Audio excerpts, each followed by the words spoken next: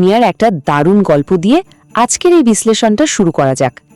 এমন একটা গল্প যেখানে লুকিয়ে আছে ছদ্মবেশ, অহংকার আর মানুষের সত্যিকারের চরিত্রের একটা বিশাল পরীক্ষা। ঘটনাটা শোনার পর চারপাশের মানুষজন নিয়ে আমাদের চিন্তাভাবনা একদম বদলে যেতে পারে। আচ্ছা, শুরুতেই একটা প্রশ্ন আসা স্বাভাবিক। একজোড়া পুরনো রং চটে যাওয়া জুতো বা ধরুন একটা ভীষণ দামি চকচকে স্যুট, এসব দেখে কি সত্যি বোঝা যায় মানুষটা আসলে কেমন? তো চলুন একটা দারুণ ঘটনার ভেতর দিয়ে এই উত্তরটা খোঁজা যাক। অপ্রত্যাশিত এক নতুন কর্মী। বেঙ্গালুরুর একটা বেশ নামিদামি আর ব্যস্ত অফিস। সকাল ঠিক 9:30 বাজে।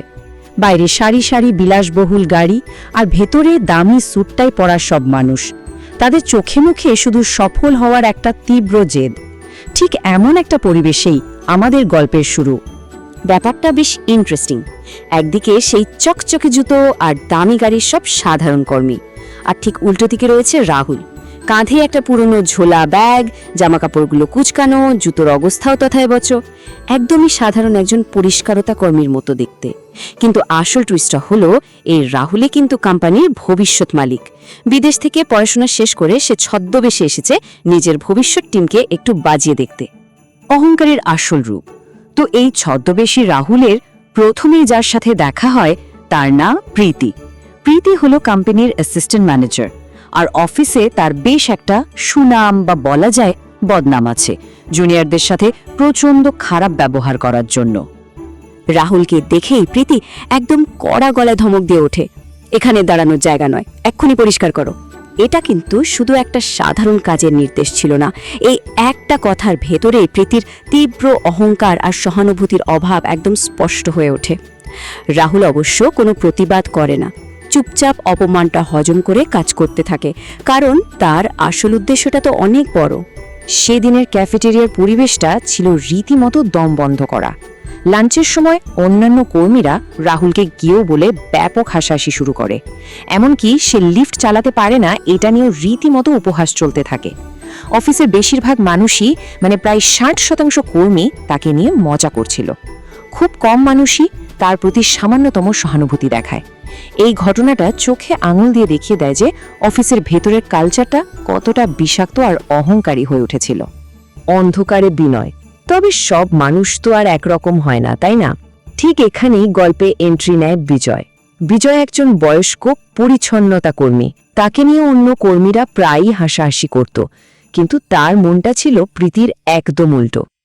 এই দুই মানুষের মানসিকতার পার্থক্যটা দেখলে আসলেই অবাক হতে হয়।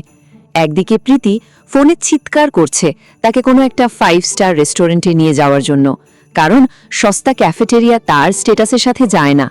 আর ঠিক অন্যদিকে বিজয় তার নিজের সাধারণ দুপুরের খাবার, ওই অর্ধেকটা রুটি হাসি মুখে ভাগ করে নিচ্ছে অচেনা রাহুলের সাথে। ঠিক ওই মুহূর্তে বিজয় এমন একটা কথা বলে যা সত্যি ভাবায়। সে রাহুলকে বলে, সম্মান ওপর থেকে আসে, আমরা যদি সততার সাথে কাজ করি তবে মন শান্ত থাকে। বিজয়ের এই সহজ সরল অথচ ভীষণ গভীর কথাটা রাহুলকে একদম মুগ্ধ করে দেয়, আর সে মনে মনে একটা শক্ত প্রতিজ্ঞা করে ফেলে, এই আড়ালে থাকা সৎ মানুষগুলোর জন্য তাকে সুবিচার নিশ্চিত করতেই হবে। মিথ্যা অপবাদ। এরপরই গল্পে আসে একটা সাংঘাতিক মোড়। একদিন দুপুরে হঠাৎ করে খবর ছড়ায় যে কোঅপারেটিভ সোসাইটির রুম থেকে বেশ কিছু টাকা চুরি হয়ে গেছে। স্বাভাবিকভাবেই মুহূর্তের মধ্যে পুরো অফিসে একটা বিরাট আতঙ্ক ছড়িয়ে পড়ে। ঘটনাগুলো কিভাবে পরপর ঘটল সেটা একটু দেখা যাক। দুপুরে টাকা চুরির খবরটা আসে, আর তার কিছুক্ষণ পরেই সবার সামনে প্রীতি সোজাসুজি বিজয়কে দোষারোপ করে বসে। কেন জানেন? কারণ বিজয় সেই সময় ওই রুমে একটা জলের গ্যালন দিতে গিয়েছিল, আর কোনো প্রমাণ ছাড়াই সাথে সাথে এইচআর থেকে বিজয়কে একটা কড়া ওয়ার্নিং ধরিয়ে দেওয়া হয়। অত্যন্ত নিষ্ঠুরভাবে, সম্পূর্ণ বিনা দোষে বয়স্ক মানুষটাকে বলির পাঠা বানানো হয়। কিন্তু সেদিন রাতেই রাহুল যখন সিসিটিভি ফুটেজ চেক করতে বসে, তখন আসল সত্যিটা সামনে আসে। ফুটেজে একদম পরিষ্কার দেখা যায় যে বিজয় রুমে ঢুকলো, জলের গ্যালনটা নামিয়ে রাখলো, টাকার বাক্সের দিকে ফিরেও তাকালো না, আর সাথে সাথে বেরিয়ে এলো।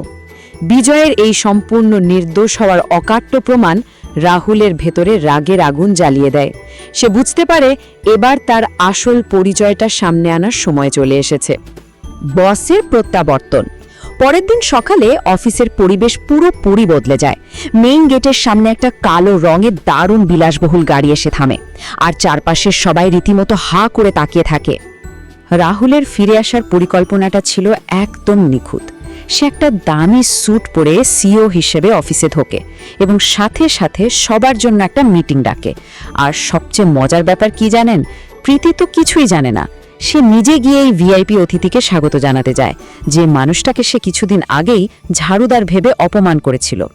এরপরে শুরু হয় আসল সত্য উন্মোচনের পালা।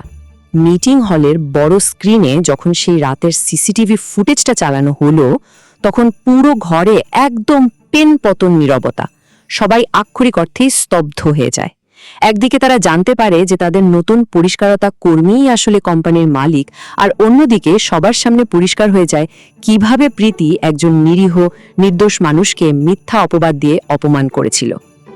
আর ঠিক সেই দিন পুরো অফিস থেকে শুধুমাত্র একজন মানুষ প্রমোশন পেয়েছিল।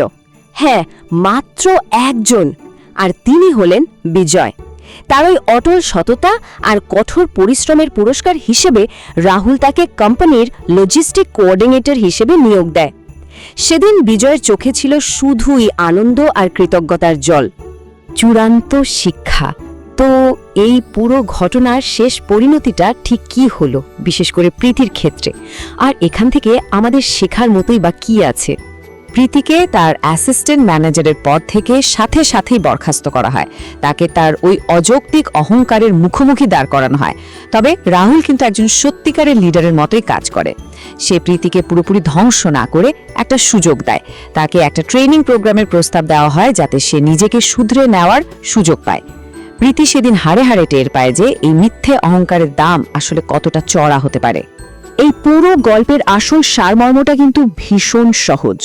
একটা বড় কর্পোরেট পদবি বা খুব দামি ডিজাইনার পোশাক হয়তো সাময়িক একটা সম্মান এনে দিতে পারে, মানুষ হয়তো ভয় সমীহ করতে পারে, কিন্তু দীর্ঘস্থায়ী আর সত্যিকারের সম্মান নির্ভর করে মানুষের চরিত্রের ওপর, তার ব্যবহারের ওপর।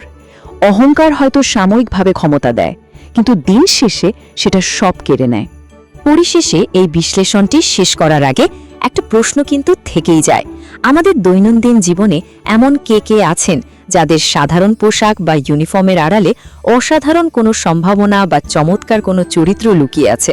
একটু মন দিয়ে খেয়াল করলে হয়তো আমাদের চারপাশেই এমন অনেক বিজয় বা রাহুলকে খুলে পাওয়া যাবে। আশা করি এই গল্পটা আমাদের চারপাশের মানুষগুলোকে নতুন একটা দৃষ্টিভঙ্গি থেকে দেখতে কিছুটা হলেও সাহায্য করবে।